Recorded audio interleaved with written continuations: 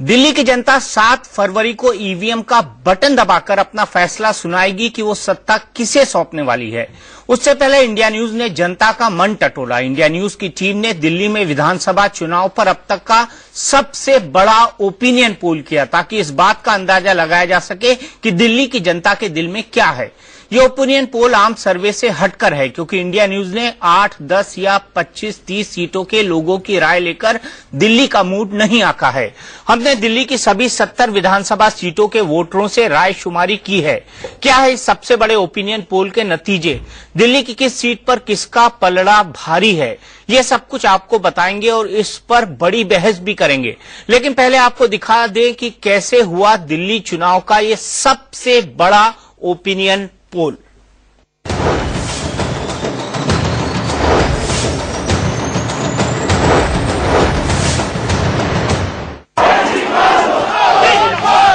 दिल्ली में सारी जनता कह रही है जी धोखा हो गया, बहुत बड़ा धोखा हो गया।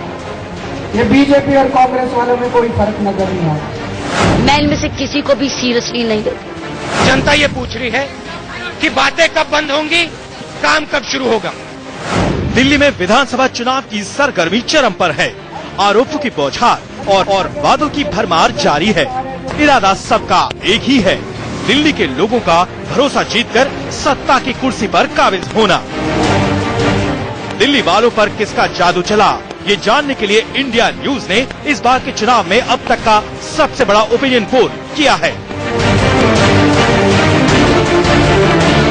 इंडिया न्यूज की टीम ने दिल्ली की एक एक विधानसभा सीट पर जाकर दिल्ली के वोटरों की राय जानी। इंडिया न्यूज की इस जमीनी राय शुमारी में दिल्ली की सभी 70 विधानसभा सीटों के करीब 30,000 वोटरों ने खुलकर बताया कि अब की बार वो दिल्ली में किसकी सरकार देखना चाहते हैं। दिल्ली में किसकी सरकार चाहते हैं और क्यों? बीजेपी की देंगे, सिर्फ बीजेपी को ही उसी को देना है। हमारी पूरी फैमिली केजरीवाल को देगी। मौका दिया जाए किरण बेदी जी।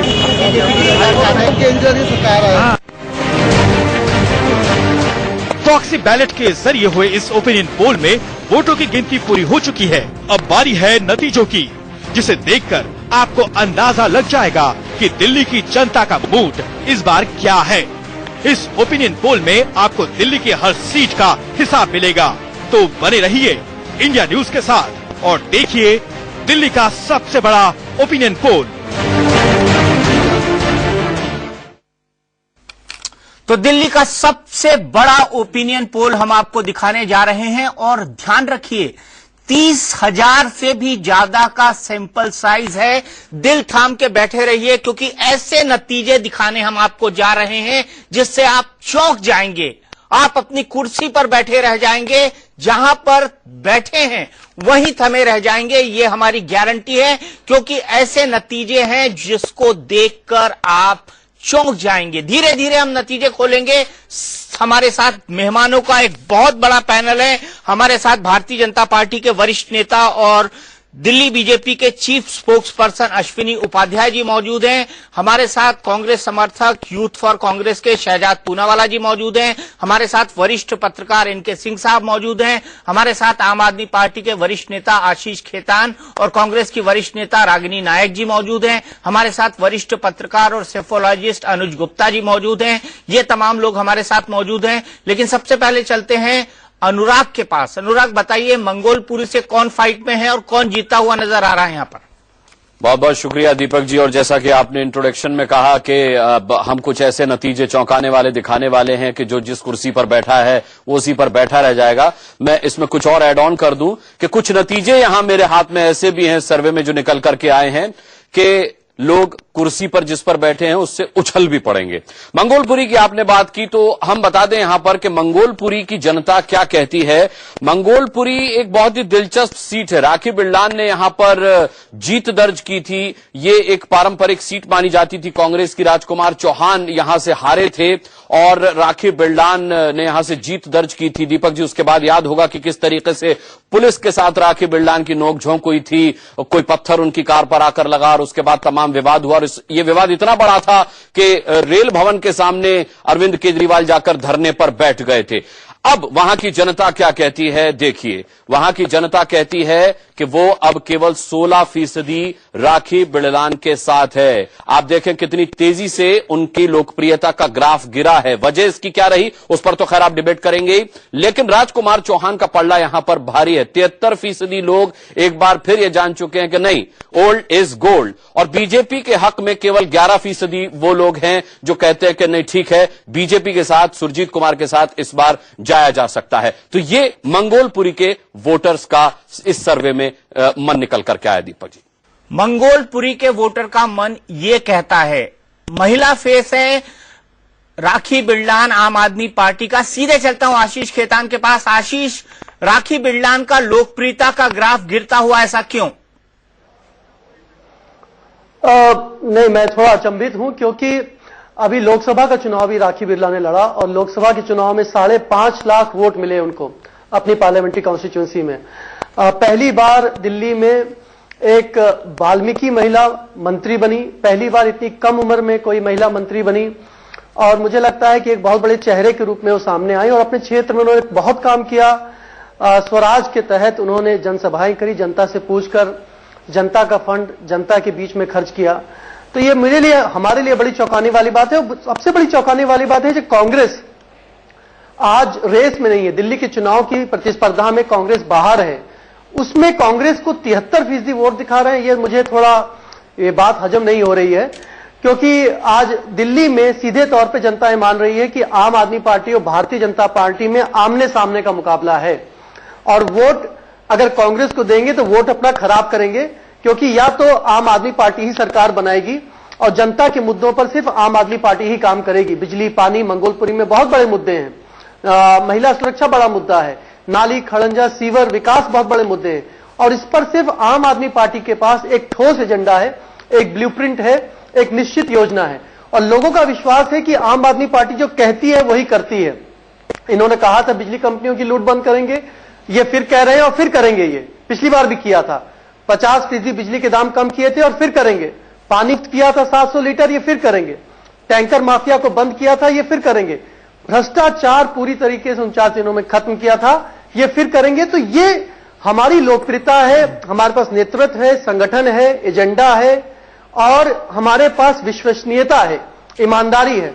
तो मुझे लिए थोड़े चौंकाने वाले तथ्य आपके ये लग रहे हैं। नहीं आशीष, रुके रहिए, अभी कुछ और चौंकाने वाले तथ्य आएंगे और कई सारी ऐसी चीजें निकलेंगी जो आपको शायद उत्साहित करे, कुछ बीजेपी को उत्साहित करे। रागिनी नायक वैसे ही उत्साहित हैं। रागिनी, चुनिंदा सीटें ही ऐसी हैं जहां पर कांग्रेस का पलड़ा भारी है, बाकी सीटों पर तो कांग्रेस बिल्कुल हारी है।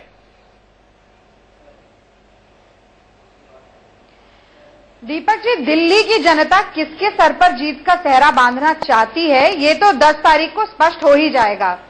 जहां तक आशीष खेतान जी की बात है, मुझे लगता है कि आम आदमी पार्टी और भारतीय जनता पार्टी का आकलन है कि कांग्रेस पार्टी रेस में नहीं है। तो मैं समझती हूं कि जो व्यक्ति, जो पार्टी, जो विचारधारा अपने विपक्षी को, विरोधी को, उसकी शक्ति को कम आंकती है, नुकसान उसी का होता है। इसलिए मुझे इस बात की चिंता नहीं कि आशीष खेतान क्या कह रहे हैं।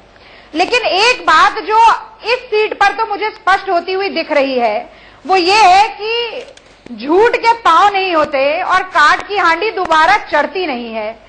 तो आपने एक बार एक बहुत ही सकारात्मक राजनीति की संरचना करेंगे ऐसी उम्मीद बांध दी, लेकिन उसके बाद 49 दिन में जिस प्रकार के 49 यूटर्न हुए और केंद्र में जिस तरह से तमाम बातों पर विफलताएं और कुशासन हमें देखने को मिला।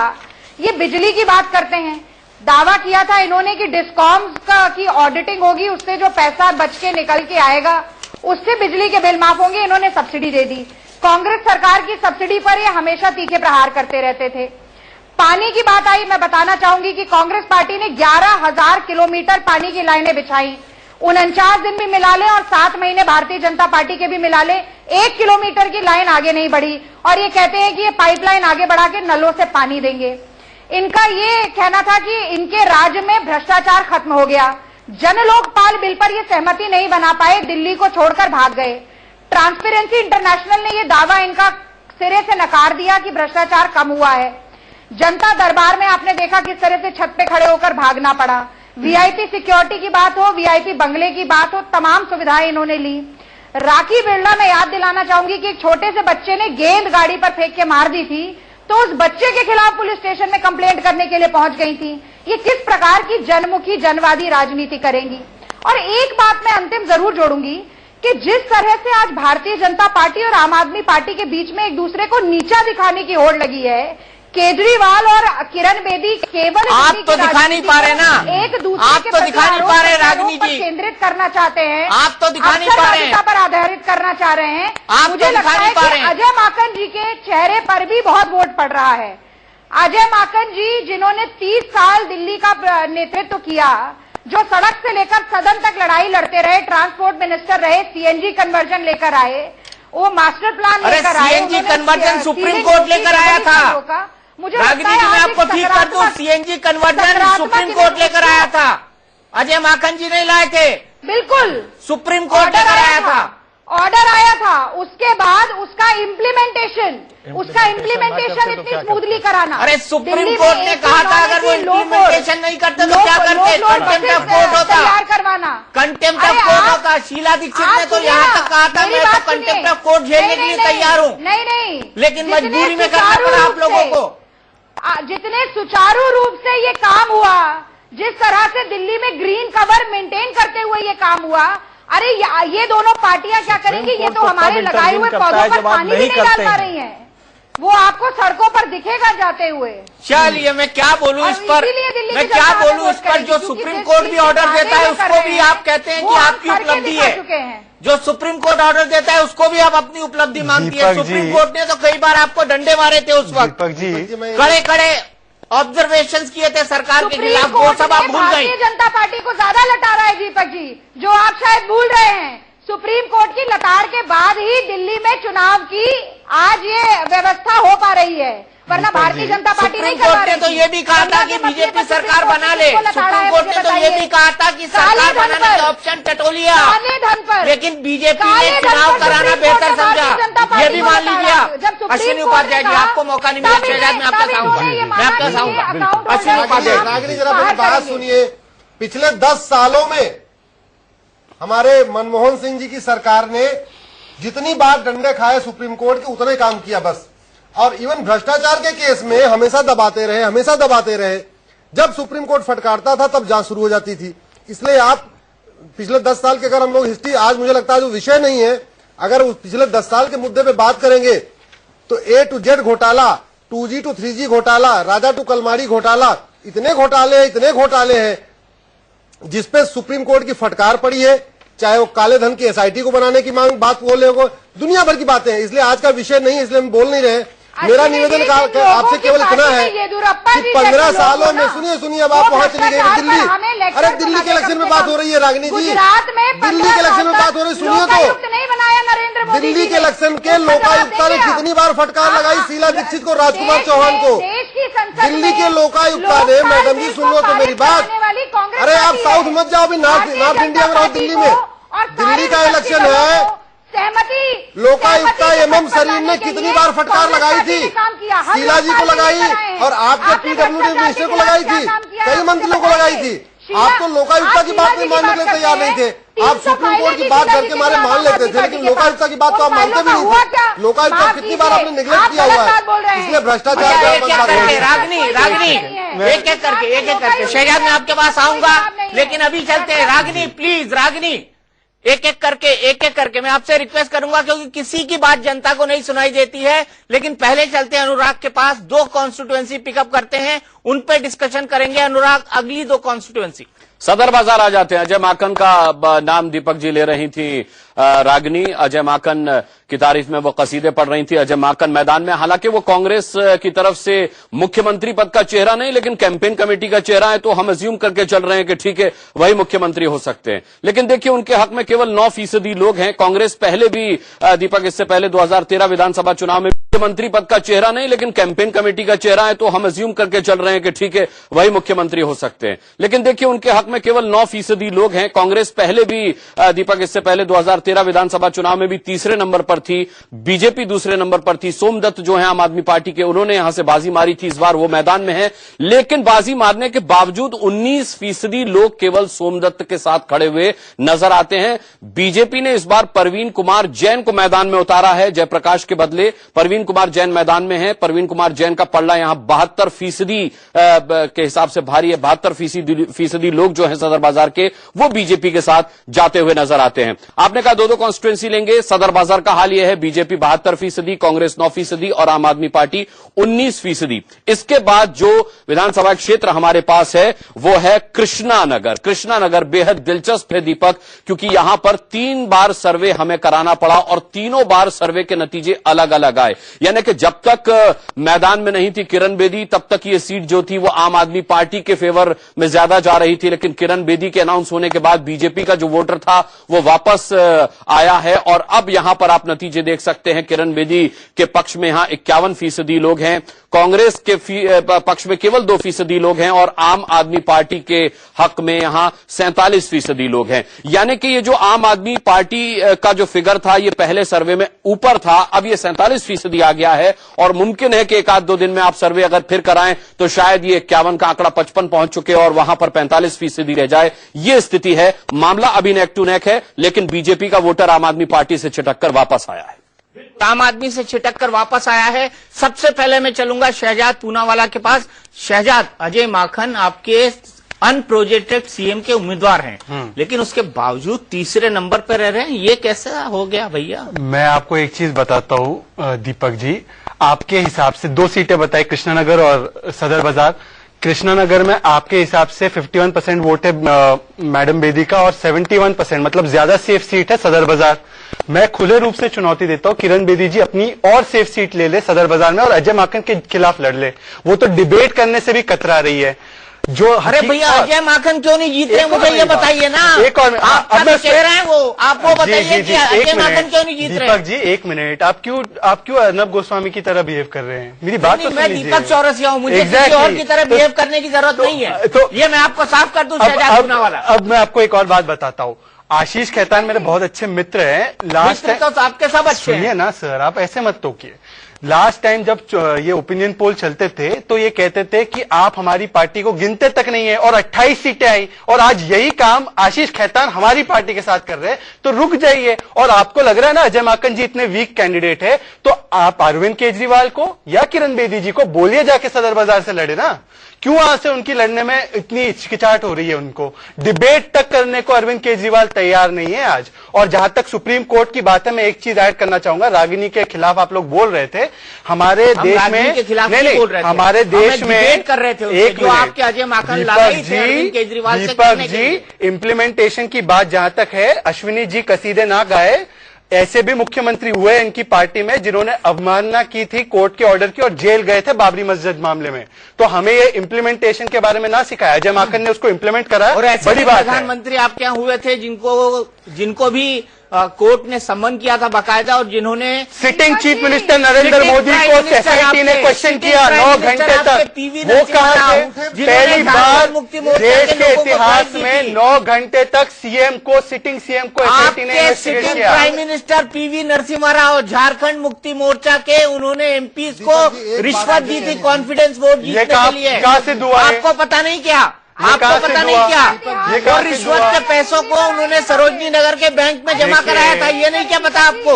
मैं अभी अगर मैं ये नहीं पता आपको? अगर शहजाद पूनावाला तब आप बहुत छोटे थे, आप भूल गए। 94 का ये मामला है।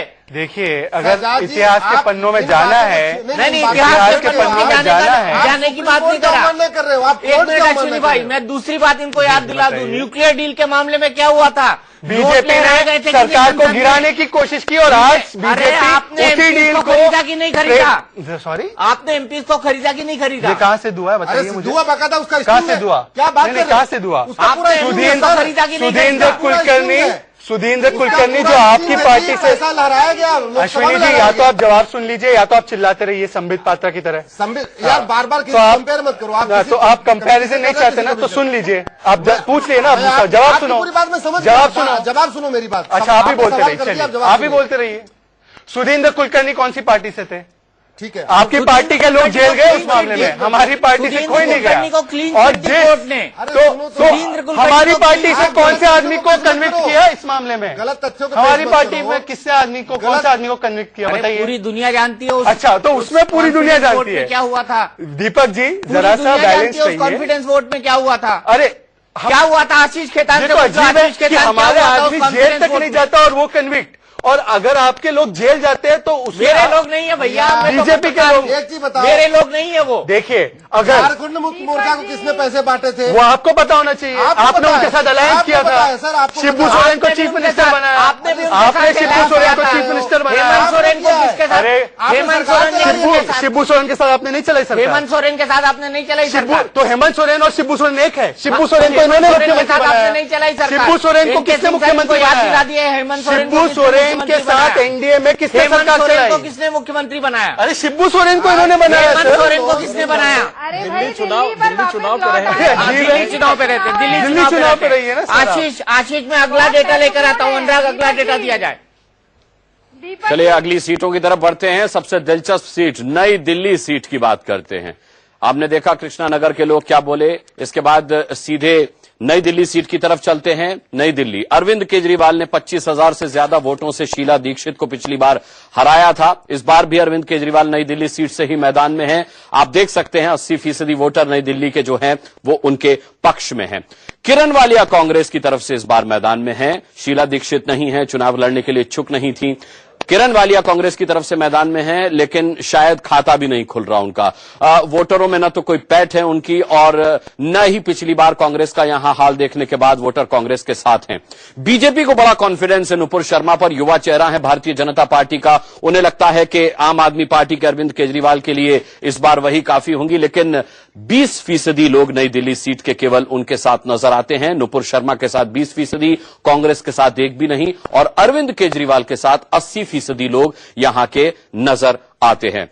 चलिए आगे बढ़ते हैं और गांधीनगर की बात करते हैं। गांधीनगर अरविंदर सिंह लवली की परंपरागत सीट रही है, लेकिन उनकी नाराजगी जग जाहिर है। इस बार वो मैदान में भी नहीं है। सुरेंद्र प्रकाश शर्मा को कांग्रेस ने यहां से मैदान में उतारा है। लवली की परंपरागत सीट होने के बावजूद कांग्रेस की तरफ से वो मैदान में क्यों नहीं है, ये एक बड़ा सवाल है। नतीजा आपके सामने, 2% केवल जो लोग हैं वो कांग्रेस के साथ इस बार जाते हुए नजर आ रहे हैं। अनिल कुमार वाजपेयी आम आदमी पार्टी की तरफ से मैदान में है। 63% लोग आम आदमी पार्टी के साथ यानी वाजपेयी के साथ जाते हुए नजर आ रहे हैं, जबकि बीजेपी की तरफ से जितेंद्र मैदान में हैं और उनके हक में केवल 35% लोग जाते हुए नजर आ रहे हैं। यहां सबसे बड़ा सवाल यह है कि कांग्रेस के दीपक बहुत कम लोग पिछली बार चुनाव जीते थे, लवली उनमें से एक थे, बावजूद उसके वो कहां हैं, क्यों नहीं है, ये एक बहुत बड़ा सवाल है इस सीट पर। बिल्कुल, ये एक बहुत बड़ा सवाल है और सब ये मानते हैं कि कांग्रेस की राजनीति में अजय माकन ने अरविंदर सिंह लवली को पटखनी दे दी है। अरविंदर सिंह लवली का चुनाव न लड़ना एक बहुत बड़ा सवाल है कांग्रेस की राजनीति के अंदर। ये माना जा रहा है कि अजय माकन और अरविंदर सिंह लवली अलग अलग गुट के हैं, इसीलिए तमाम पोस्टर जो लग रहे हैं उसमें आप अरविंदर सिंह लवली का फोटो पीसीसी प्रेसिडेंट के तौर पर तो देख रहे हैं, लेकिन अजय माकन का फोटो कहीं नजर नहीं आ रहा है जो कैंपेन कमेटी के प्रमुख है। सवाल उठता है ऐसा क्यों हो रहा है? अगर अजय माकन चेहरा है तो तमाम पोस्टर्स के अंदर अजय माकन का फोटो क्यों नहीं? क्योंकि पूरी की पूरी कैंपेन अरविंदर सिंह लवली डिसाइड कर रहे हैं। तो अगर बीजेपी में इनफाइटिंग है तो कांग्रेस में भी जबरदस्त इनफाइटिंग है। इस पर प्रतिक्रिया लेंगे हम रागिनी नायक की, लेकिन वो हाथ उठा रही हैं अपना। रागिनी, मैं आपके पास जरूर आऊंगा, लेकिन सबसे पहले आशीष की एक क्विक टिप्पणी ले लेते हैं। आशीष, इन दोनों सीटों पर आप जीत रही है, आपको कोई आश्चर्य? एक पैटर्न दीपक बहुत अच्छा निकल कर आया आपके सर्वे से अभी तक कि कांग्रेस की जो बेस्टियंस रहे हैं, जो स्ट्रांग होल्ड रहे हैं, वहां पे कांग्रेस का सफाया हो रहा है। कांग्रेस के सबसे कद्दावर नेता जो अजय माकन, जिनको ये खुद मानते हैं कि बहुत बड़े नेता हैं, अजय माकन मैं बता दूं लोकसभा चुनाव लड़े थे, तीसरे नंबर पर आए थे और करीब करीब उनकी जमानत जब्त होने जा रही थी। एक मिनट, पूरी बात कर लूं मैं, ये देखिए पूरी बात कर लूं, मैं इससे तू मैं नहीं करता ना, तो वहां पर छड़ती जा रही है। एक मिनट। और दूसरी बात, किरण वालिया जो इनकी बहुत बड़ी नेता है, उनको एक भी वोट नहीं मिल रहा है। तीसरा, गांधीनगर जो कांग्रेस का बहुत बड़ा गढ़ रहा है, वहां से भी ये साफ हो रहे हैं। तो कांग्रेस एक तरीके से, कांग्रेस का सुपड़ा साफ हो रहा है दिल्ली में। एक चीज ये निकल कर आती है जो दूसरी बड़ी बात है कि कृष्णानगर जो माना जा रहा था कि हमेशा से वहां पे बीजेपी जीतती आई है, सबसे सुरक्षित सीट है, वहां पर भी आपका सर्वे दिखाता है कि हमारे और बीजेपी के बीच में कोई खास अंतर नहीं है, बिल्कुल नेक एंड नेक का मामला है। तो किरण बेदी के आने से बीजेपी की फॉर्च्यून्स में कोई वृद्धि नहीं हुई है, यह भी आपके सर्वे से बात साफ हो जाती है। आम आदमी पार्टी लेकिन जहां आगे है, जिन सीटों पर भी आगे है, बहुत लंबे मार्जिन से आगे है। अरविंद केजरीवाल दिल्ली के सबसे लोकप्रिय नेता है, सीएम के पद के लिए पहली पसंद है। वो नई दिल्ली सीट से साफ हो जाता है कि 80% लोग अरविंद केजरीवाल को वोट दे रहे हैं। इसी तरह गांधीनगर में 73% लोग आम आदमी पार्टी को वोट दे रहे हैं। तो जहां पर हम आगे हैं, बहुत लंबे मार्जिन से आगे हैं, और वहां पर जनता के मन में कोई संदेह नहीं है कि उन्हें किसको चुनना है, किसकी सरकार चुननी है और किसको मुख्यमंत्री बनाना है। लेकिन जहां पर आप पीछे हैं वहां लंबे मार्जिन से पीछे भी हैं, ये भी मेरा सर्वे आपको बताएगा। लेकिन एनके सिंह जी, रागिनी के पास जाऊं उससे पहले मैं आपसे जानना चाहूंगा कि अभी तक का डाटा क्या शो करता है, क्या? जी हाँ, बड़ा क्यूरियस वो है रिजल्ट है। देखिए, आपने 30,000 सैंपल साइज लिया है, जो कि बहुत बड़ा होता है। चूंकि अमेरिका वगैरह में 3,500 पे हो जाता है पूरे देश का सर्वे, जबकि वहां पे 32 करोड़ आदमी है। फैक्ट ये है कि होमोजीनियस सोसाइटीज में छोटा सैंपल साइज होता है।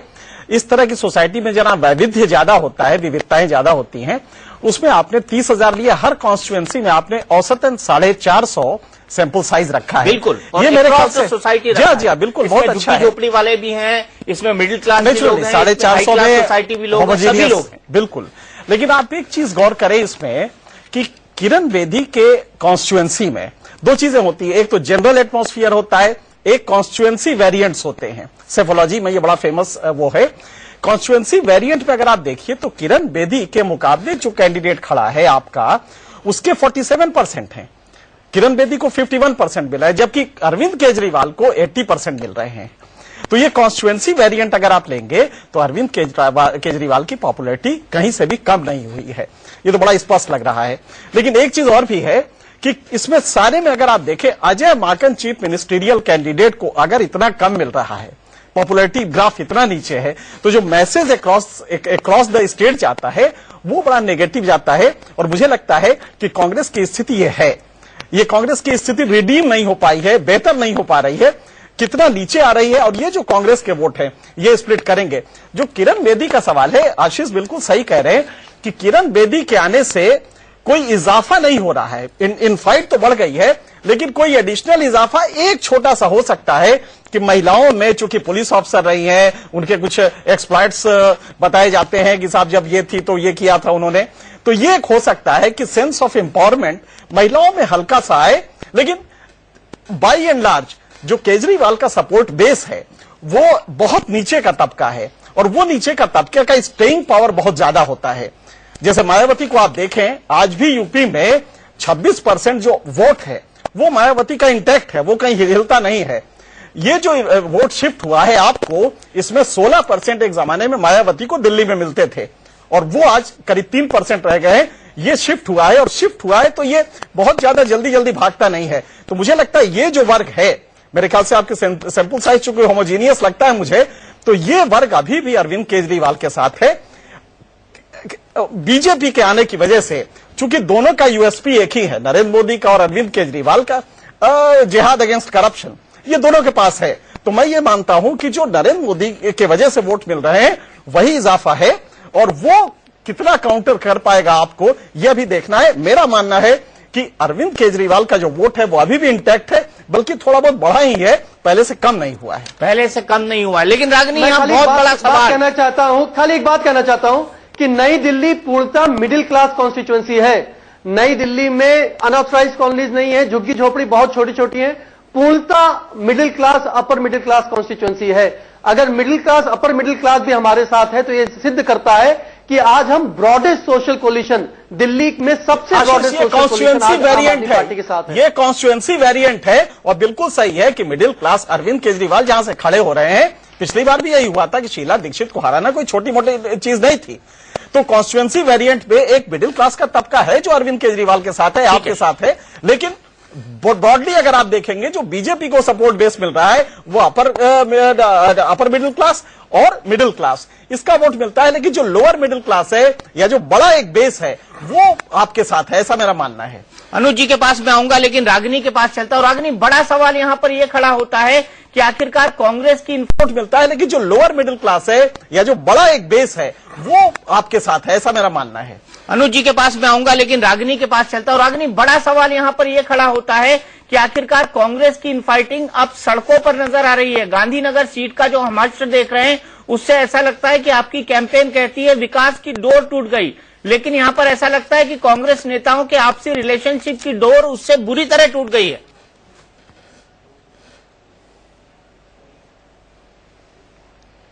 मुझे तो बहुत आश्चर्य होता है दीपक जी, जगदीश मुखी एक अखबार में इंटरव्यू देकर कहते हैं कि आंतरिक लोकतंत्र नहीं है भारतीय जनता पार्टी में, किरण बेदी को ऊपर से उतार कर छोड़ दिया गया। मैं आ रही हूँ, बहुत मैंने ध्यान से सवाल जवाब मुझे पूरा करने दें, पूरा करने दें। जवाब मैं दे दूंगा, आप कांग्रेस का जवाब दीजिए।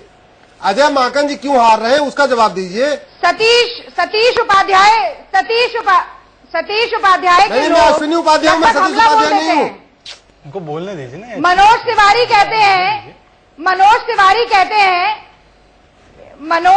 कहते हैं कि थानेदार हैं, डिक्टेटर हैं, तानाशाह हैं, उनके भीतर घात और मनभेद और मतभेद के बारे में सवाल नहीं है। वो आपने सुना और किसी नहीं सुना, केवल आपने सुना है। दिल्ली की कांग्रेस, मैं बता रही हूँ, ये कौन बीच में बोल रहा है? मनोज तिवारी ने आपको बोला होगा, बाकी किसी को नहीं बोला है। बातें दिल्ली अश्विनी उपाध्याय जी, थोड़ा शिष्टाचार अगर आप दिखाएंगे तो शायद आपके 2-4 वोट बढ़ जाएं, वरना किरण बेदी जी के मुंह खोलते ही आपके 200-400 वोट कम ही होते जा रहे हैं। थोड़ा शिष्टाचार दिखाइए, सभ्यता दिखाइए। दिल्ली कांग्रेस में परंपरागत रूप से कैंपेन कमेटी इंचार्ज की फोटो ना मैनिफेस्टो में आती है ना होर्डिंग में। पिछले चुनाव में सुभाष चोपड़ा जी इंचार्ज थे, उनकी फोटो कहीं नहीं आई। पीसीसी अध्यक्ष, और चूंकि शीला जी 3 बार से मुख्यमंत्री थी तो उनके चेहरे सामने रखे गए थे, पहली बात। अब आपने पूछा कि अरविंदर सिंह लवली जी नहीं लड़ रहे हैं। अरविंदर सिंह लवली जी का नाम पहली ही लिस्ट में घोषित किया गया, सब जानते हैं। उसके बाद पार्टी ने भी ये सोचा और अरविंदर सिंह लवली जी ने खुद पार्टी से ये बात कही कि उनकी भूमिका 1 सीट तक सीमित नहीं रहनी चाहिए।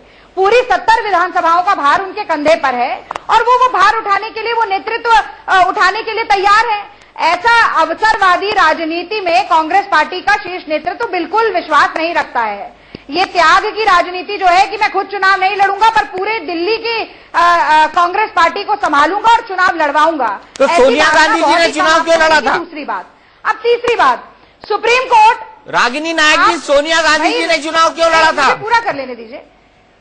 हमारे सुप्रीम, मैं उस पर भी आऊंगी, मुझे अपनी बात पूरी कर लेने दीजिए। नहीं, सोनिया गांधी जी ने चुनाव क्यों लड़ा था? उसका हमने बहुत बढ़िया ढंग से क्रियान्वयन किया, हमें उसका श्रेय, मैं आ रही हूं, मुझे पूरा तो करने दीजिए।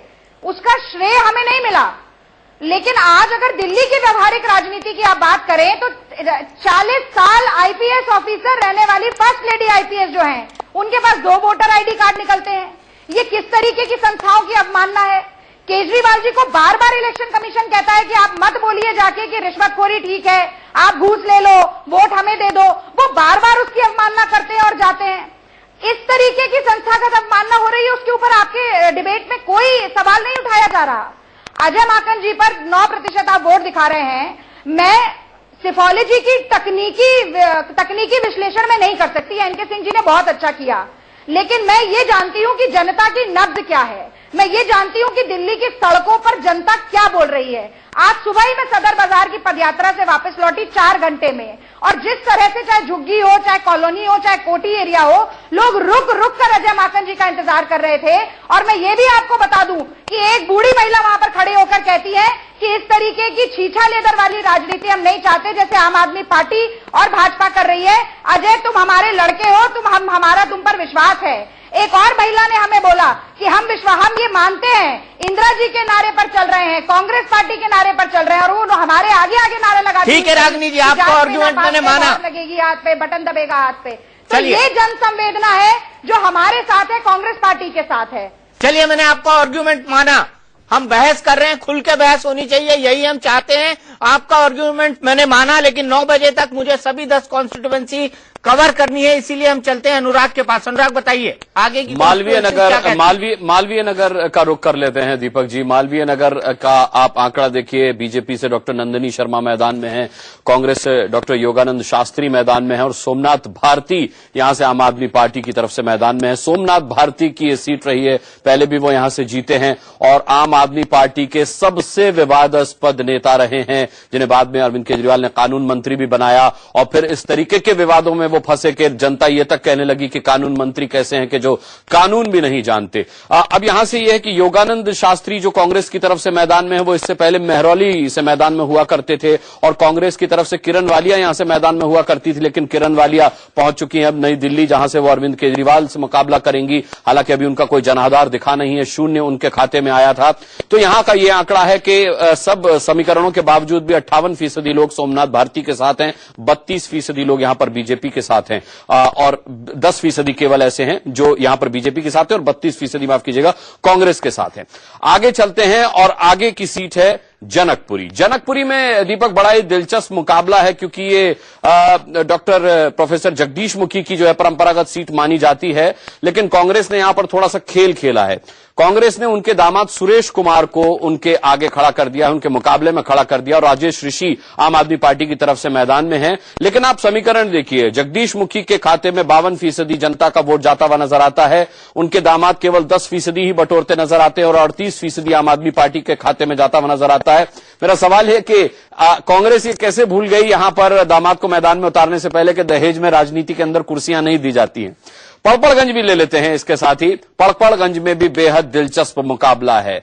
यहां से मनीष सिसोदिया ने पिछली बार बाजी मारी थी, फिर क्या वजह है दीपक के 34%, केवल 34% लोग उनके पाले में नजर आते हैं। वजह है नाराजगी। लोगों का कहना है कि मनीष सिसोदिया जीतने के बाद कभी उनसे मिलने आए ही नहीं। अब देखिए दिलचस्प मुकाबला उनका विनोद कुमार बिन्नी के साथ है, जो अपने आप को अरविंद केजरीवाल के खिलाफ तैयार कर रहे थे। ये आप समझ लीजिए कि यहां पर जो फाइट है दीपक, वो आम आदमी पार्टी अरविंद केजरीवाल के सबसे मजबूत सिपह सालार के मुकाबले में सबसे मजबूत बागी उन्होंने सामने खड़ा कर दिया है विनोद कुमार बिन्नी को, और विनोद कुमार बिन्नी के खाते में 63% वोट यहां पर जाते हुए नजर आ रहे हैं। कांग्रेस के अनिल कुमार का यहां पर बुरा हाल है। दीपक, यहां पर 3 सीटों की हमने बात की, एक बीजेपी के पक्ष में जाती हुई, लेकिन सबसे बड़ा उलटफेर हो रहा है पटपड़गंज के अंदर, जहां पर विनोद कुमार बिन्नी जो आप से निकाले गए थे वो हरा रहे हैं मनीष सिसोदिया को। अनुज जी, आपकी सेफोलॉजी क्या कहती है? इन तीनों सीटों को आप किस तरह से एनालाइज करते हैं?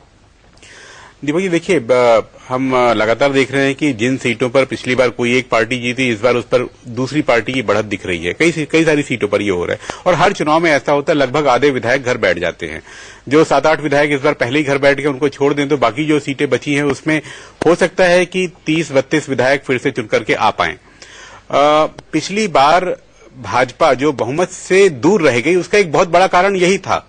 जो 2008 में 23 सीटें उसको मिली थी, उसमें से 12 वो पिछले चुनाव में और अधिकांश वो आम आदमी पार्टी के हाथों हार गई।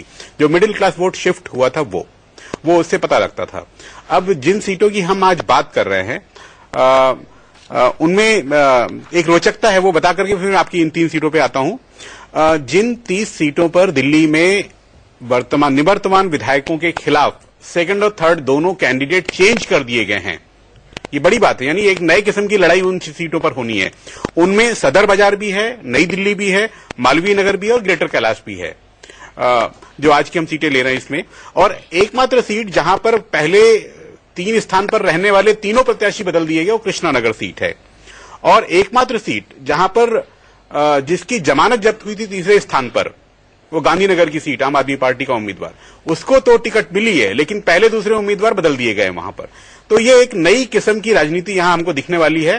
दिल्ली में पिछले चुनाव में 2013 में 810 उम्मीदवार थे, इस बार केवल 673 उम्मीदवार हैं। यानी उम्मीदवार दिल्ली में घटे हैं। इसका मतलब ये होगा कि वोटों का कॉन्सेंट्रेशन बढ़ेगा और ये चुनाव और नजदीक का हो जाएगा। मंगोलपुरी सीट की जब आप बात कर रहे थे तो मुझे एक बात कहनी थी आशीष जी को। उन्होंने कहा उनको 5.5 लाख वोट मिले राखी बिरलान को, लेकिन देखिए राखी बिरलान अपने ही विधानसभा क्षेत्र में कुछ अधिक वोट लेने के बावजूद लोकसभा चुनाव में पिछड़ गई थी, इसलिए वो काफी महत्वपूर्ण सीट है।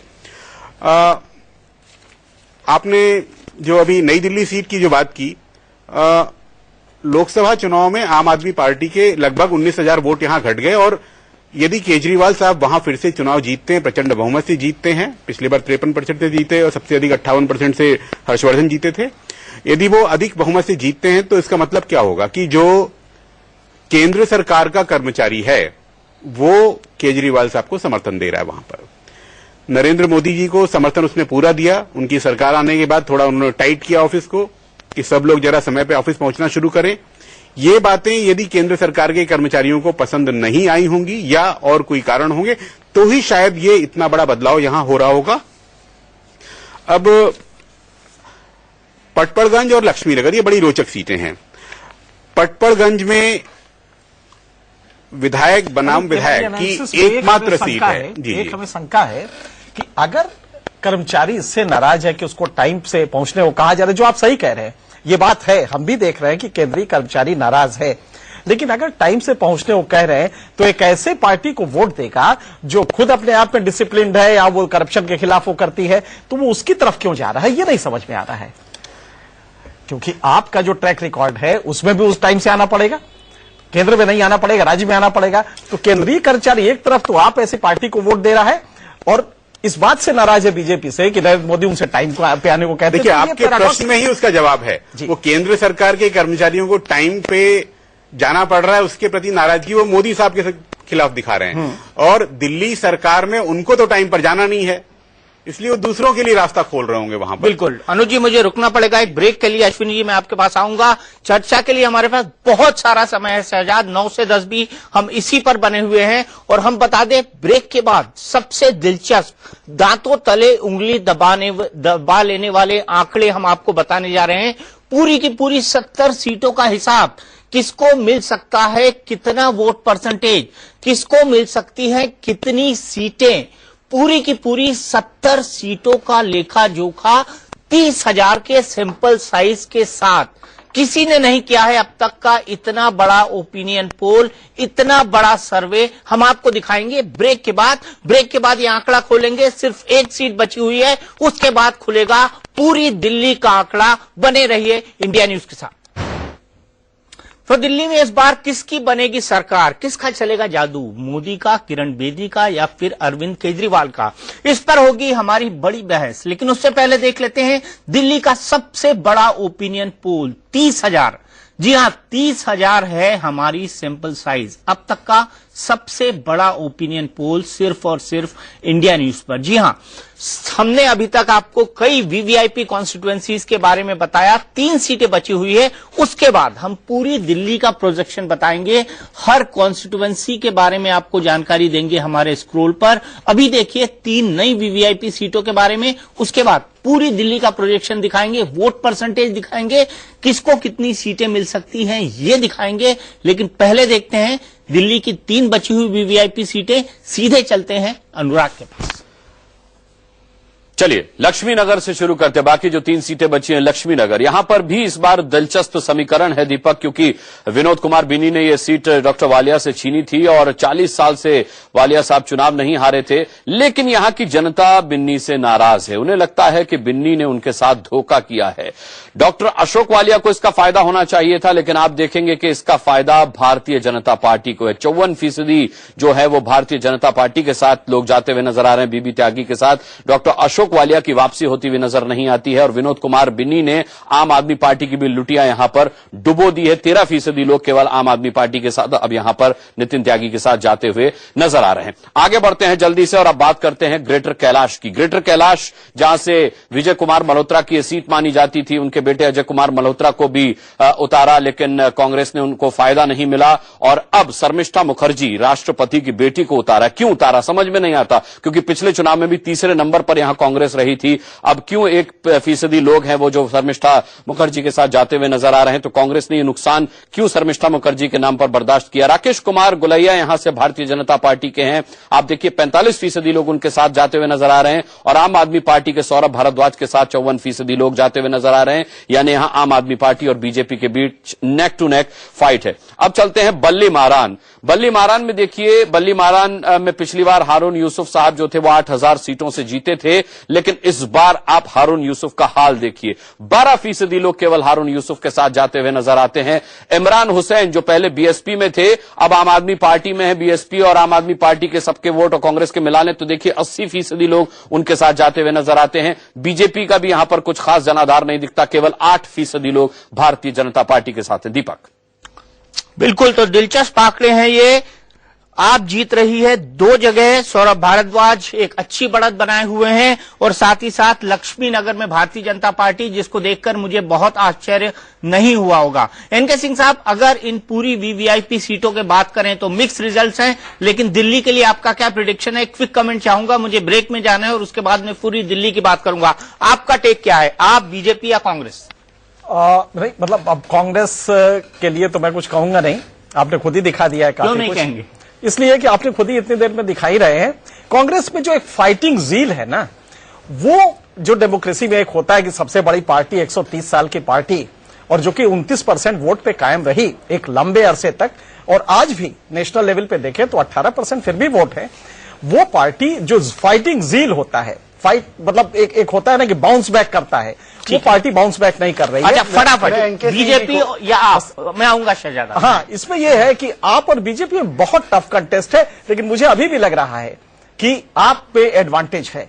एडवांटेज आपको। अनुज जी, देखिए, कांग्रेस के वोट घटने के कारण चुनाव कांटे का हो रहा है, मगर मुझे लगता है कि वो भाजपा की सरकार बनने की संभावना मुझे अधिक दिखती है। तो बट गया है हमारा पैनल, एक बीजेपी कह रहा है, एक आम आदमी पार्टी, लेकिन हम बताएंगे आपको। कांग्रेस भी कह रहे हैं। अब मुझे 2-3 सवाल पूछने हैं इनके सिंह जी से। हाँ। सबसे पहले कैंडिडेट घोषित करने वाली पार्टी कांग्रेस। बहुत बढ़िया। अजय माकन का चेहरा और तमाम बड़े चेहरों को उतारने वाली कांग्रेस। मैनिफेस्टो घोषित करने वाली, आज उन्होंने बल्कि जो छत का अधिकार है वो घोषित करने वाली कांग्रेस। राहुल गांधी की कल रैली हुई कालका जी में, क्यों नहीं दे दिया? नरेंद्र मोदी दीपक जी, एक सेकंड, अनुज जी मैंने हस्तक्षेप नहीं किया। ये देखे, कांग्रेस के लोग बोलते तो आपको बड़ी टिप्पणी करने की जरूरत पड़ती है। मुझे एक बात बता दीजिए दीपक जी, 10 साल में जो काम किए उसके अलावा भी तो काम करना है ना। और लोगों तो का कांग्रेस विश्वास हम पर दोबारा है इन दोनों पार्टी के कुशासन के बाद। और मुझे आप बताइए कि कंटोनमेंट का मैं बार बार आपको हवाला देता हूं, वहां पे 11% केवल कांग्रेस का वोट बढ़ा, बीजेपी का और आम आदमी पार्टी का वोट घटा। तो वो कोई इसको नजरिया नहीं देखते। कांग्रेस की फाइटिंग जील आपको क्यों नहीं दिखती वो मुझे नहीं पता, पर मैं आपको एक चुनौती दे रहा हूं। आप तीनों के रोड शो की, कल राहुल जी की थी, अजय माकन जी की है, आप किरण बेदी जी की और अरविंद की, तीनों को कंपेयर कीजिए या तीनों को डिबेट करने बोलिए ना। कौन डिबेट से भाग रहा है मुद्दों पे? अगर हम लोग इतने फाइट से बाहर है, डिबेट करवाइए। दीपक चौरसिया जी, आपको मैं न्योता देता हूं कि आप दोनों तीनों से अपील करूंगा, तीनों पार्टी यहां पर है। आशीष से रिक्वेस्ट करूंगा, आशीष 10 मिनट और रुके, क्योंकि हम डाटा खोलने वाले हैं 9:05 पर। किसको कितने वोट मिलेंगे, किसको कितनी सीट मिलेंगी, ये पूरा डाटा हम खोलेंगे 9:05 पर। फिलहाल रुकेंगे एक ब्रेक के लिए। ब्रेक के बाद दिल्ली का सबसे बड़ा ओपिनियन पोल 30,000 सैंपल साइज के साथ कांटे की टक्कर। स्विंग फैक्टर ले लिया जाए तो सिर्फ 0.8% अगर एक पार्टी से दूसरे के, बड़ी पार्टी से छोटी पे चला जाए तो सिर्फ 0.8% पे दोनों बराबर पे आ जाएंगे।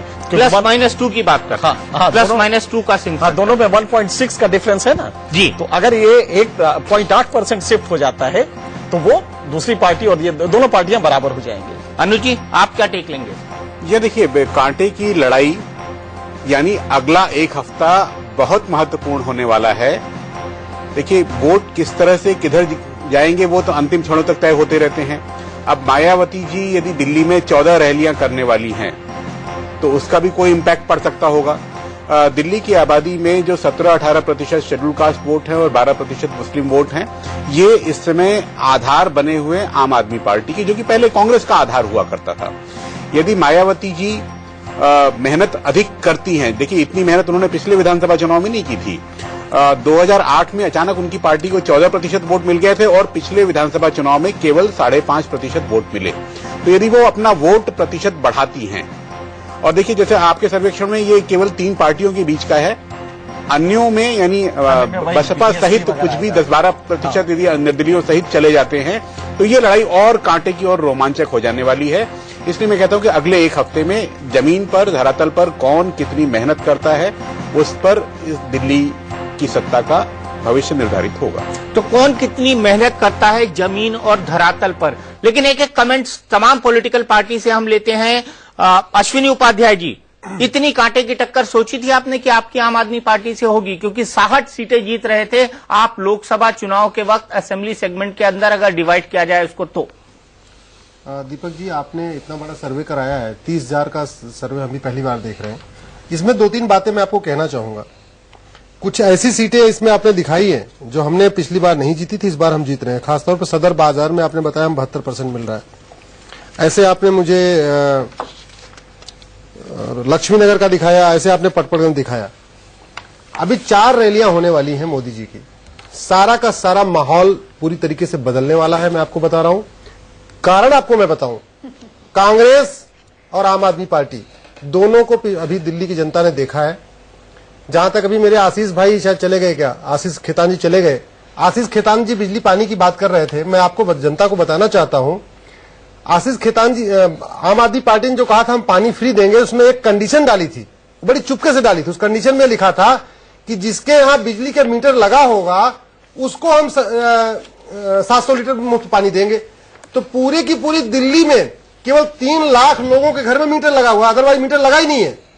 तो इसका मतलब 1,70,00,000 की आबादी में केवल 3 लाख लोगों के यहां वो पानी देने वाले थे फ्री, जिसको वो कहते हैं फ्री पानी, फ्री पानी, फ्री पानी।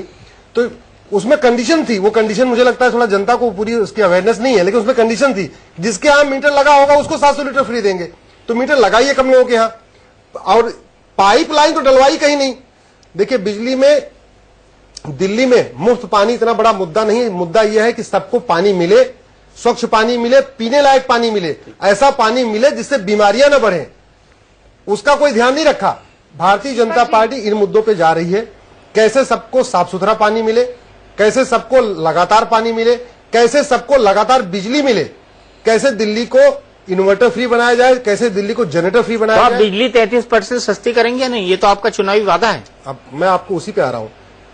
जैसे अब मैंने आपको बताया कि पानी मिलना, साफ पानी मिलना ज्यादा जरूरी है, फ्री पानी मिलना उतना जरूरी नहीं है। मतलब आप फ्री पानी नहीं देंगे? ऐसे दिल्ली में भी सबको मतलब आप फ्री पानी नहीं देंगे? सर मुझे पूरा करने दीजिए। सबको 24 घंटे पावर सप्लाई मिले, लोगों को इन्वर्टर। 24 घंटे पावर सप्लाई तो शीला दीक्षित के जमाने में मिलता था। नहीं, उसको आपने आपके घर में इन्वर्टर होगा, आपके घर में, लोगों के घर में इन्वर्टर जनरेटर रखे हुए हैं, इसका मतलब 24 घंटे नहीं मिलती है। अगर आप अहमदाबाद जाइए, आप गुजरात के सूरत में जाइए, वडोदरा में जाइए, वहां लोगों के घरों में इन्वर्टर नहीं है, न जनरेटर है। इसका वो लोग कॉन्फिडेंट है कि हमें 24 घंटे सप्लाई मिलेगी। दिल्ली में सब, दिल्ली के हर एक परिवार में, प्लीज बीच में आप चुनावी भाषण दे रहे तो मैं एक सवाल पूछना चाह रहा हूं आपसे। पूछिए ना, एक सवाल पूछना चाह रहा हूं। आप दीजिए शहजाद पूनावाला जी को, पूछिए। कांग्रेस ने बोला है कि हम 200 यूनिट को 1.5 रुपए तक देंगे और उसके बाद 50% रिबेट देंगे। बीजेपी का क्या प्लान है? क्योंकि कल मुख्यमंत्री की उम्मीदवार किरण बेदी ने कहा है हम सब्सिडी नहीं देंगे। पानी पे आप बड़ी बड़ी डींगे जो मार रहे हैं, कांग्रेस तो कहीं डूब रही है, कांग्रेस आने वाली नहीं तो कुछ भी कह सकती है। हम आपको मुद्दे की बात कर रहे हैं, आप कांग्रेस को डुबाने की बात कर रहे हैं। कांग्रेस दूसरी बात, मैं जब दिल्ली में नहीं आने वाला हूं, तो कांग्रेस तो जब आपको पता होता है आप आने वाले, तभी इसलिए वादे करते हैं। कांग्रेस तो फ्री में बिजली दे सकती है, वो फ्री में बिजली देने का वादा करते, फ्री में पानी देने का वादा करते। चुनावी भाषण खत्म हो गया हो तो आप अपना वादा बताइए ना। कांग्रेस आपको रोका है किसी ने? भाई ये सर्वे दिखा रहा है, ये आप पहले 24 घंटे बिजली थी, उसको खत्म किया आपने। दिल्ली आपका सर्वे दिखा रहा है। अरे सर्वे छोड़ो, सर्वे बहुत गलत होते हैं। महाराष्ट्र में 1 लाख का क्या गलत निकला? तो सर्वे पे मत चिपको। आप मुझे ये बताइए, आप कितने रुपए, कितने रुपए प्रति यूनिट, 200 यूनिट तक आप बिजली देंगे, सब्सिडी देंगे, हाँ या ना? किरण बेदी ने ना बोला है।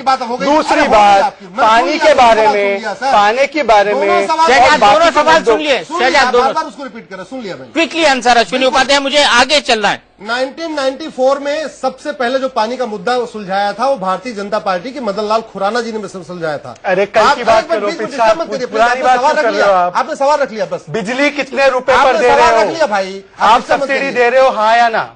कांग्रेस की सबसे बड़ी दिक्कत है, डूबती जा रही है लेकिन अपनी आप सब्सिडी नहीं दे रहे हो। मतलब सब्सिडी नहीं दे रहे हो ना? दिल्ली की जनता अच्छा, को दिल्ली को पूरा राज्य बनाने वाले हो। शहजाद, आप इन सवालों पर आ रहे हैं कि इन सवालों पर कांग्रेस ने क्या किया? 30% रेप क्यों बढ़ा पिछले 8 महीनों में? 30% शहजाद, यही सवाल है आपके, इस पे कांग्रेस ने क्या किया? 30% पिछले 8 महीनों में। मैं ये सवाल पूछ सकता हूँ आपसे? चलिए आप मुझे बताइए, आपने सवाल रख लिया, आपने बस करो। त्रिलोकपुरी और भवाना में सांप्रदायिक तनाव क्यों बढ़ा? कांग्रेस ये बताइए, एक जवाब नहीं आपके पास अश्विनी जी, ये तो बड़ी सजा के बोलने। कांग्रेस को केवल ताने कसने से आपकी चुनावी जीत नहीं होगी। आप ऐसे बोल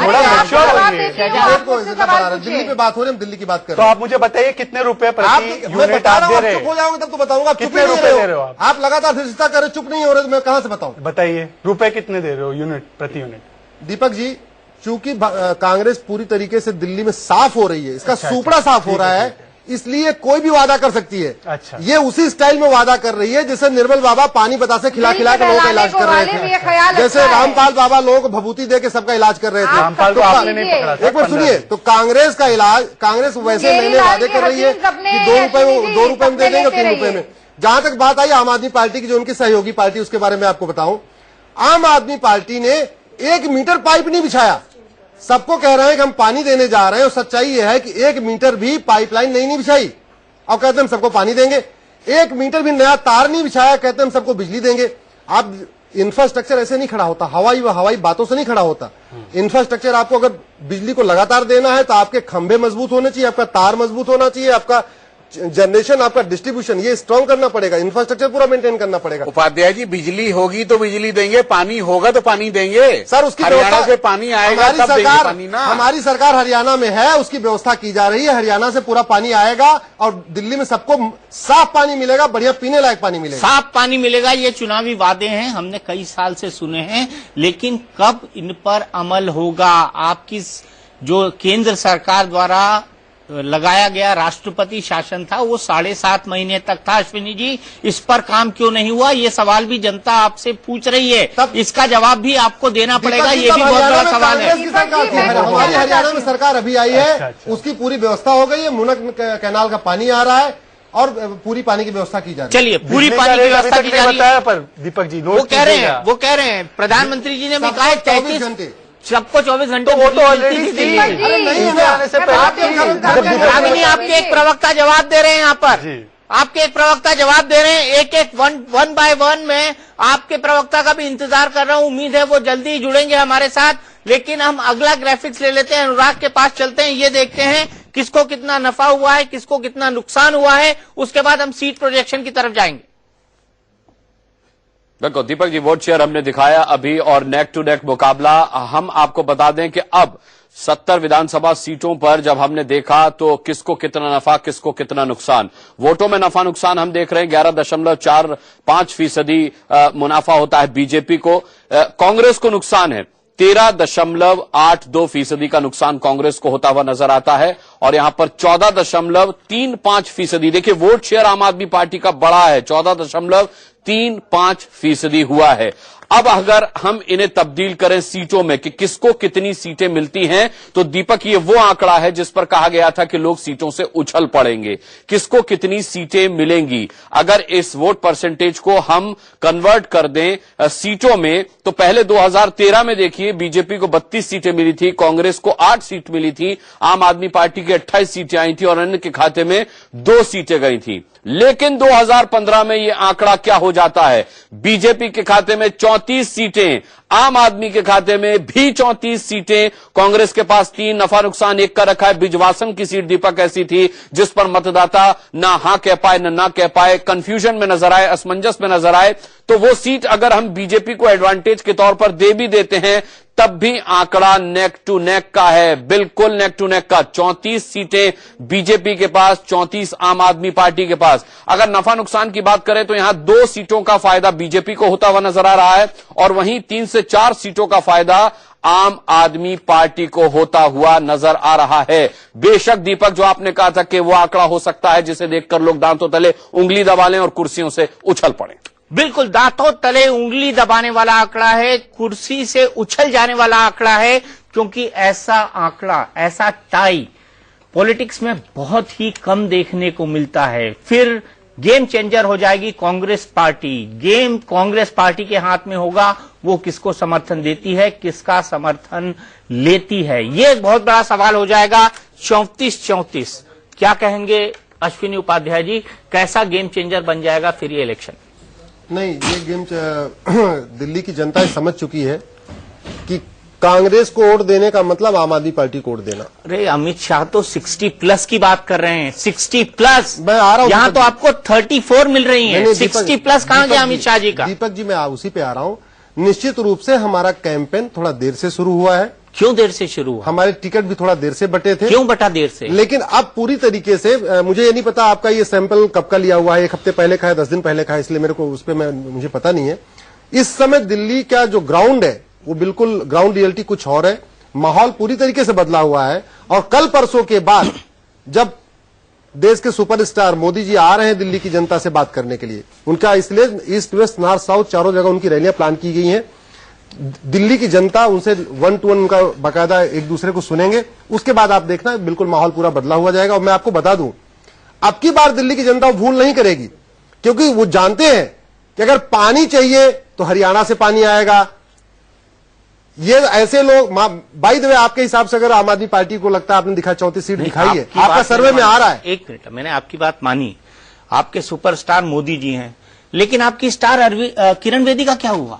नहीं, वो बाकायदा वो 70 सीटों पे उनका प्लान किया हुआ, 70 सीटों पे जा रही है और बहुत बढ़िया उनको रिस्पांस मिल रहा है। अरविंद केजरीवाल तो कह रहे हैं कि उनकी रैली में भीड़ ही नहीं आ रही है, अखबार वाले भी ये लिख रहे हैं। नहीं, अरविंद केजरीवाल जी क्या बोलते हैं मैं उनके बारे में नहीं बोलूंगा। वो कुछ भी कह सकते हैं। वो तो कह रहे हैं जी हमारा स्टिंग होने वाला है, मतलब उनका स्टिंग होने वाला उनको पहले पता हो गया। भारतीय जनता पार्टी ने कोई स्टिंग अभी रिलीज नहीं किया, मीडिया में स्टिंग आया नहीं, उनको पता होगा स्टिंग आ गया। अगर हमारी सरकार आएगी, हरियाणा में हमारी सरकार, आम आदमी पार्टी की बात करो, कांग्रेस उसको डिफेंड कर रही है। मतलब मैं आपको ये बोल रहा हूँ, कांग्रेस का मिला जुला, यह है कांग्रेस का मिला जुला स्वरूप। बात आम आदमी पार्टी बोल रही है, डिफेंड कांग्रेस कर रही है। नहीं, मैं आम आदमी पार्टी को डिफेंड नहीं कर रहा। अगर दिल्ली में नॉन बीजेपी सरकार आएगी, इसका मतलब हरियाणा से पानी नहीं मिलेगा, ये कह रहे हैं? नहीं, वो नहीं कह रहे, वो नहीं। और दूसरी बात, दोनों जगह रही, दूसरी बात ये कह रहे हैं कि कांग्रेस को वोट देना, आम आदमी पार्टी को वोट देना। अनुज जी ने जो सवाल उठाया उसका जवाब दे दीजिए। बताइए। कांग्रेस की सरकार दोनों जगह रही, तब भी पानी नहीं मिला। दिल्ली में फिर भी पानी नहीं मिला ना। देखिए, जहां तक हो सकता था वो किया गया। कहाँ किया? कभी तो वहाँ देखिए, दिल्ली की एक बूंद पानी नहीं आया। द्वारिका नहर सूखी रही क्यों है?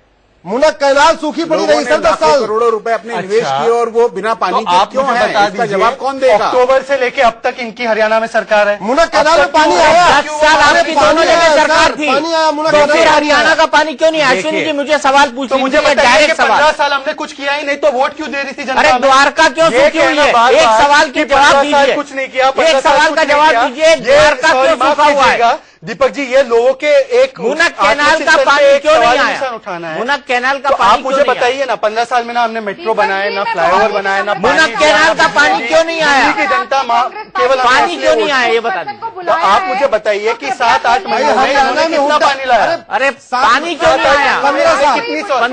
10 साल में पानी क्यों नहीं आया? आपकी सरकार दोनों जगह थी। और मुझे आप बताइए, अच्छा एक मिनट, पानी क्यों नहीं आया ये बता दीजिए। तो आप मुझे बताइए कि 7-8 महीनों में इन्होंने कितना पानी लाया? अरे पानी क्यों नहीं आया? 10 साल में पानी क्यों नहीं आया? आपकी सरकार दोनों जगह थी। और मुझे आप बताइए, अच्छा एक मिनट, आपका आकलन है कि पानी नहीं आया? पानी नहीं आया, नहर सूखी रही सर, कैनाल नहर सूखी रही। अश्विनी जी, मुनक आपके थोड़ी एंडोर्समेंट ठीक है, इस बहस पे हम फिर जाएंगे, इस बहस पे हम फिर जाएंगे। हमने कहा था आपको आंकड़े चौंकाने वाले होंगे। 34 सीटों पर टाई है। जी हाँ, 30,000 का सैंपल साइज, 34 सीटों पर टाई है इस वक्त कांग्रेस का और आम आदमी पार्टी का मुकाबला। आम आदमी पार्टी के लोग भी हम जुड़ेंगे, इसके बाद हम सीधे चलेंगे रागिनी नाइक के पास। उनको बोलने का वक्त नहीं मिला है कम से कम 20 मिनट से, तो रागिनी से भी हम बहस की शुरुआत करेंगे इस ब्रेक के बाद। फिलहाल रुकेंगे। तो कांग्रेस से कहां गलती हो गई, ये सबसे बड़ा सवाल है। कांग्रेस अपना खोया जनाधार क्यों वापस नहीं पा रही है आम आदमी पार्टी से, ये सबसे बड़ा सवाल है। कांग्रेस को सीख जाना चाहिए था लोकसभा चुनाव के बाद, वरना बल्कि उसे सीख लेना चाहिए था विधानसभा चुनाव के बाद ही, जब उसका इतना खराब परफॉर्मेंस रहा था। शीला दीक्षित हार गई थी, बड़े बड़े दिग्गज हार गए थे, उनकी लगभग पूरी कैबिनेट को बड़ा झटका लगा था। इसीलिए मैं रागिनी नायक के पास सीधे चलता हूं। रागिनी, मैं जानना चाहता हूं कि राहुल गांधी ने यह कहा था कि कांग्रेस अपना जनाधार मजबूत करेगी, वो आम आदमी पार्टी के इलेक्शन मैनेजमेंट से सीखेगी, वो आम आदमी पार्टी से सीखेगी कि ये पार्टी एकाएक 28 सीटों तक कैसे ग्रो कर गई। लेकिन राहुल गांधी न दिल्ली में दिखाई दिए, ना दिल्ली के मुद्दों को समझते हुए दिखाई दिए, ना दिल्ली के ऑर्गेनाइजेशन को ठीक करते हुए दिखाई दिए। आखिर राहुल गांधी कहाँ थे? वाह वाह वाह, क्या बात है। और सपोर्ट ऊपर से क्या बात है दीपक जी, सीखने के बजाय दिल्ली के वसंत कुंज में जब अरे भाई अब देखिए, मैंने बहुत ही शांति के साथ बात सुनी। अगर मेरी बात की जगह हो इस डिबेट में तो मैं कहूं, वरना फिर आप लोग अपनी तूतू मैं जारी रख सकते हैं। मुझे कम से कम आप 1 मिनट का समय दीजिए, बहुत सारे सवाल हैं। जब वसंत कुंज की झुग्गियां तोड़ी जा रही थी भाजपा द्वारा शासित दिल्ली की एमसीडी के ऑर्डर पर, तो राहुल गांधी जी वहां खड़े थे। ना आम आदमी पार्टी ना भारतीय जनता पार्टी का एक नेता भी वहां जनता की संवेदनाओं को समझने के लिए पहुंचा। पहली बात, आप पूछ रहे हैं कि राहुल गांधी कहां हैं? कालका जी के रोड शो ने नरेंद्र मोदी जी की रैली को फेल कर दिया। कहां थे? उपाध्याय अभी कह रहे थे कि मोदी जी आएंगे तो कहां थे भाई? याद दिला दूं कि 10 तारीख को जो क्लॉक शो हुआ नरेंद्र मोदी जी का दिल्ली में, उसके बाद ही भारतीय जनता पार्टी ने ये निर्णय लिया। एक मिनट दीपक जी, तभी ये निर्णय लिया गया कि नरेंद्र मोदी जी का चेहरा दिल्ली में जिता नहीं सकता है। आनन फानन में चेहरा बदलने की बात हुई और इलेक्शन स्ट्रैटेजी माखन का भी नहीं जिता पा रहा है। अब आखिरी दाव भी उल्टा पड़ता जा रहा है, भितरघात हो गया, मनभेद मतभेद सब हो गया। अब तो ये खुलासे हो रहे हैं कि भारतीय जनता पार्टी के नेता ही किरण बेदी और भारतीय जनता पार्टी को हराने में लगे हुए हैं। ये सब विवाद के मुद्दे और चर्चा के मुद्दे नहीं बन पाए इस बहस में, मुझे अफसोस है। अब मैं एक शहजाद ने बहुत महत्वपूर्ण बात कही, उसकी तरफ जाती हूं जिसपे आपने तवज्जो नहीं दी। दिल्ली कैंट का चुनाव, दिल्ली कैंट एक ऐसी सीट है जो भारतीय जनता पार्टी का गढ़ है। पिछले 10 साल से, अगर पिछला चुनाव छोड़ दें तो उससे पहले 10 साल से भारतीय जनता पार्टी के प्रत्याशी जीतते रहे और हजार वोट से जीतते रहे।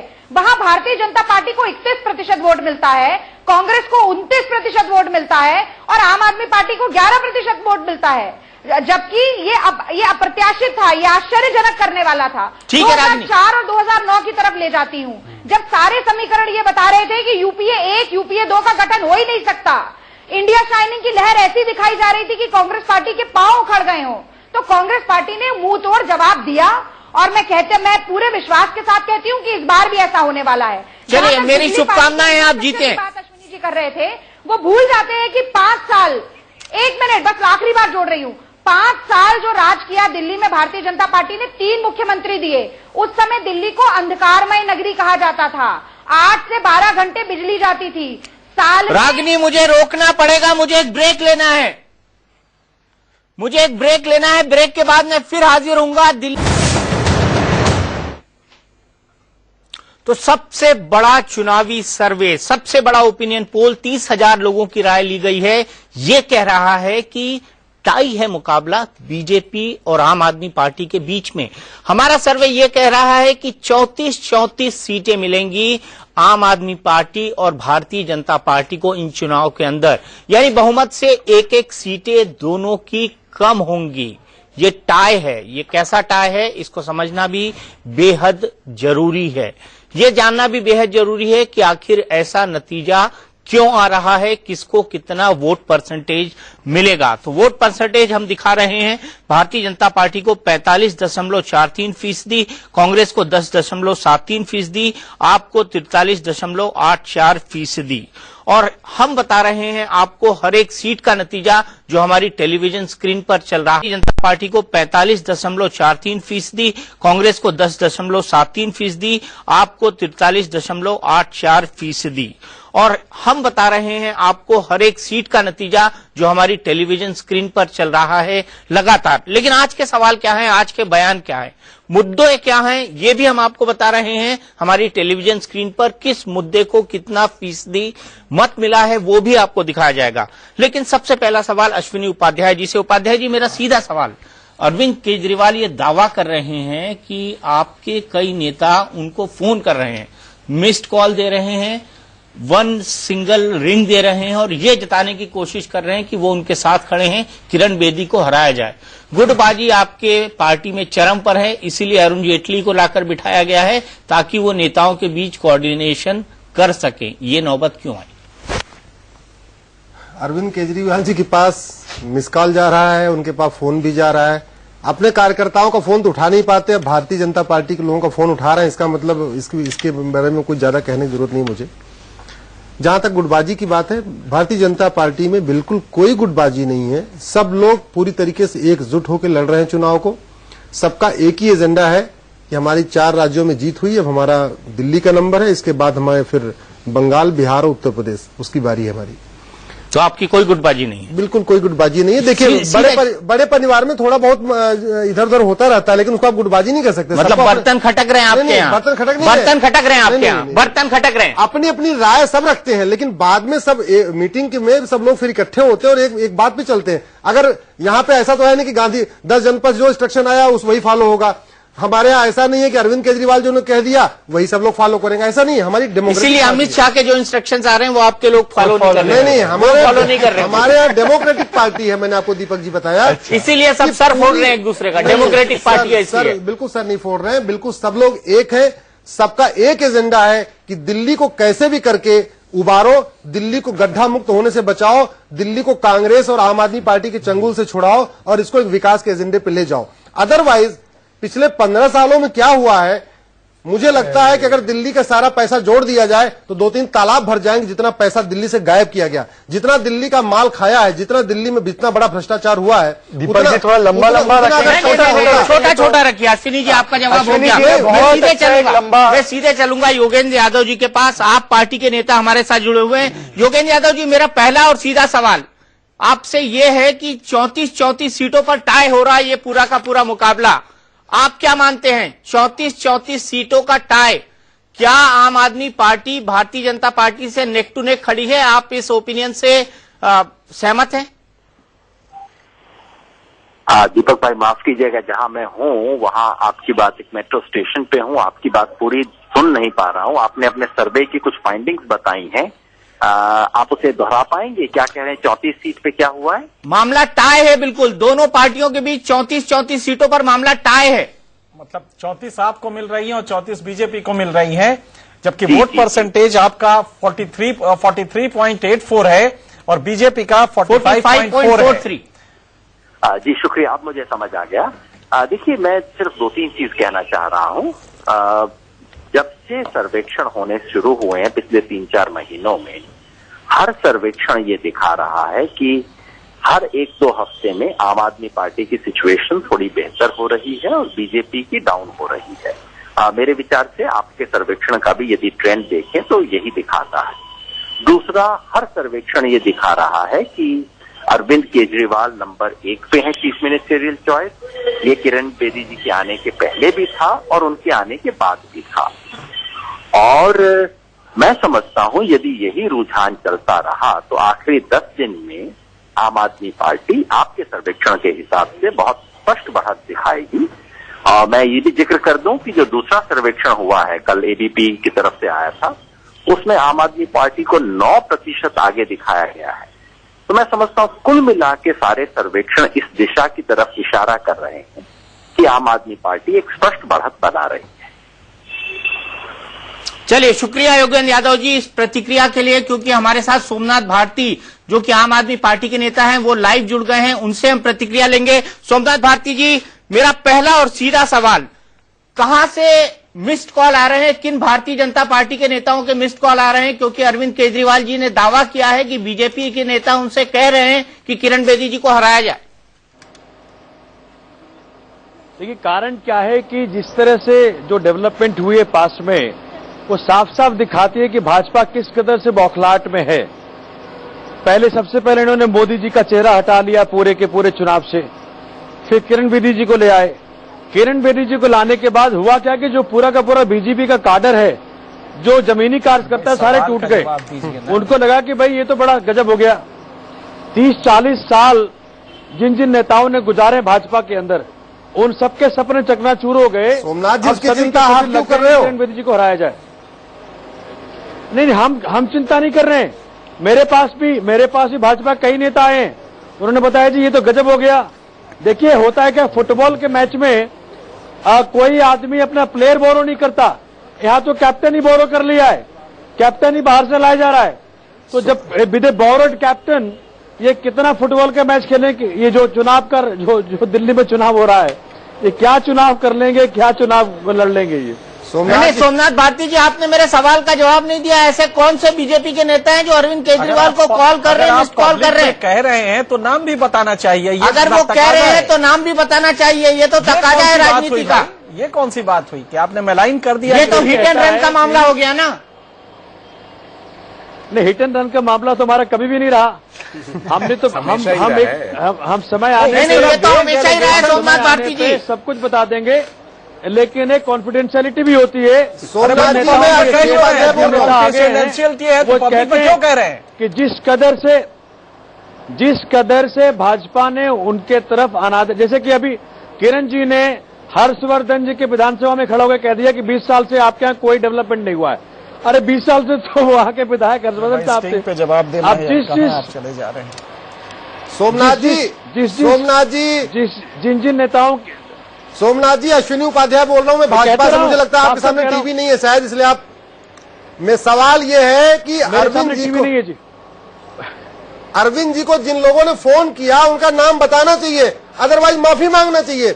इस तरीके से रोज नए अरे भाई हम तो आपको साफ साफ कह रहे हैं कि अगर किरण जी उन नेता की विधानसभा में खड़ा होकर कह रही हैं कि यहाँ 20 साल से कोई विकास नहीं हुआ, उस नेता को क्या लगेगा? उनके मन में कैसे विचार पैदा होंगे? साफ ये बयान कहाँ दिया किरण जी ने? ये बयान कहाँ दिया? सोमनाथ जी फिर वही बात हो रही है हिट एंड रन की। सोमनाथ जी फिर बात हो रही है हिट एंड रन की। आप मेरे सवाल का जवाब दीजिए ना। अरविंद केजरीवाल जी को किन बीजेपी नेताओं ने फोन किया? दीपक जी एक मिनट भाई देखिए, ऐसा है कि जिन नेताओं ने, सबसे बड़ी बात जो हम सबको समझनी अभी इस वक्त ये चाहिए, क्या जो रिसेंट डेवलपमेंट्स हैं, क्या कोई भी पार्टी का कद्दावर नेता 30-40 साल का पुराना नेता इस बात को स्वीकार करेगा कि कोई पैराशूट उम्मीदवार आकर के सीएम का उम्मीदवार बन जाए?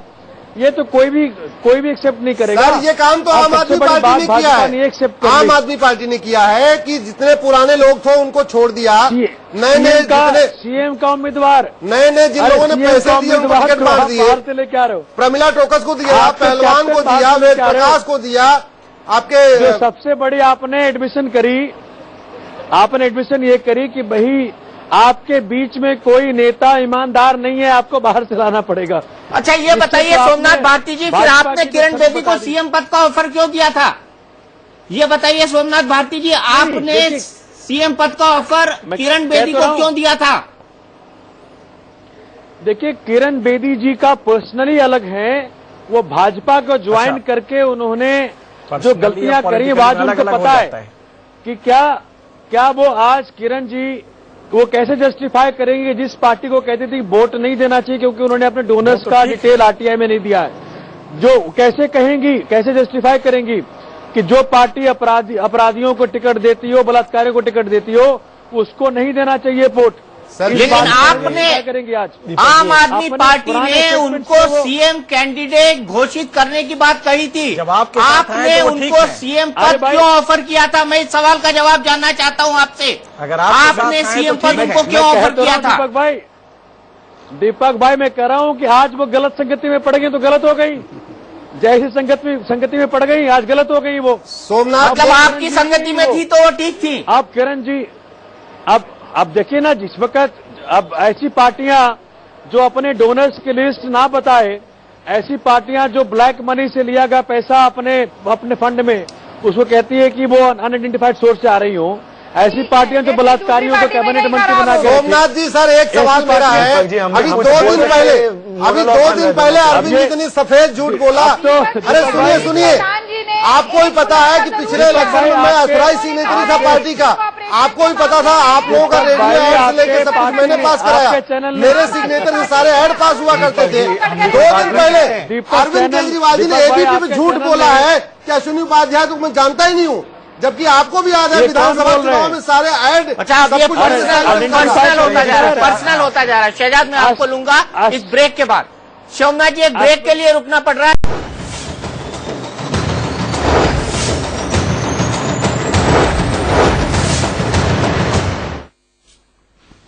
तो हम बात कर रहे हैं दिल्ली के सबसे बड़े ओपिनियन पोल की, और इसमें एक सीट टाई है, इसीलिए 34 सीटें +-1 करके हम भारतीय जनता पार्टी और आम आदमी पार्टी की दिखा रहे हैं आपके, क्योंकि एक सीट टाई है, एक सीट किसी ना किसी फेवर के में जाएगी और ये बदल सकती है पूरा का पूरा मुकाबला। इसीलिए हम कह रहे हैं टाई मामला है, कांटे की टक्कर है।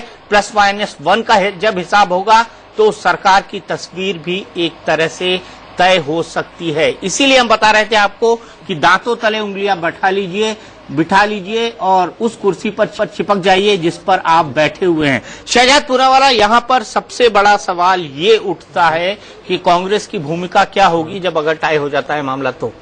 मैं आपको कह रहा हूं 10 फरवरी को रिजल्ट देखिए, कांग्रेस की भूमिका जो रहेगी वो सरकार बनाने में रहेगी और नंबर 1 पे रहेगी। पर मुझे 2-3 बातों का जवाब देने दीजिए, क्योंकि मुझे मौका नहीं मिला और बार बार उपाध्याय जी हस्तक्षेप करते हैं मेरा और रागिनी का। उपाध्याय जी, आपके यहाँ पे आरोप लगा है कि बीजेपी के कुछ नेता आम आदमी पार्टी के नेताओं को फोन कर रहे हैं, तो बीजेपी के प्रवक्ता जो है ऑफिशियली एक प्रेस कॉन्फ्रेंस करके कल क्यों नहीं बोल देते कि सारे आरोप झूठ है? उल्टा यहाँ के प्रवक्ता बोलते कि अमित शाह की कोई सुनता नहीं है, वो तो ये होता है डेमोक्रेटिक पार्टी में।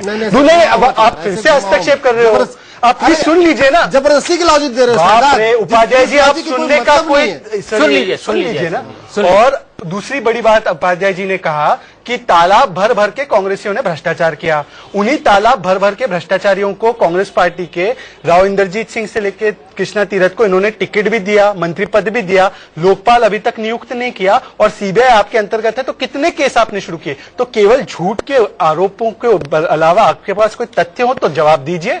और जहां तक आप कांग्रेस की भूमिका का पूछ रहे हो, 10 फरवरी को वही भूमिका आएगी जो 2004 और 2009 में सारे सर्वे ने रिफ्यूज किया देखने के लिए। वो आप देखिए क्या होता है। आम आदमी पार्टी को भी जब 2013 में रिफ्यूज किया देखने के लिए, तो आपने देखा उन सर्वेस का क्या हुआ। दीपक जी, क्विकली 30 सेकंड, बिल्कुल तुरंत सोमनाथ भारती जी के पास दिल्ली को उत्तराखंड में भारत पूरे देश का सबसे मजबूत लोकायुक्ता बिल पेश किया था भारतीय जनता पार्टी की खंडूरी जी ने। खंडूरी जी ने जब देश का सबसे मजबूत लोकायुक्ता बिल पास किया तो बाद में कांग्रेस ने उसको कमजोर बनाया। और सबसे खास बात यह कि सोमनाथ जी की आम आदमी पार्टी भी चुप रही, कभी खंडूरी जी के गुजरात के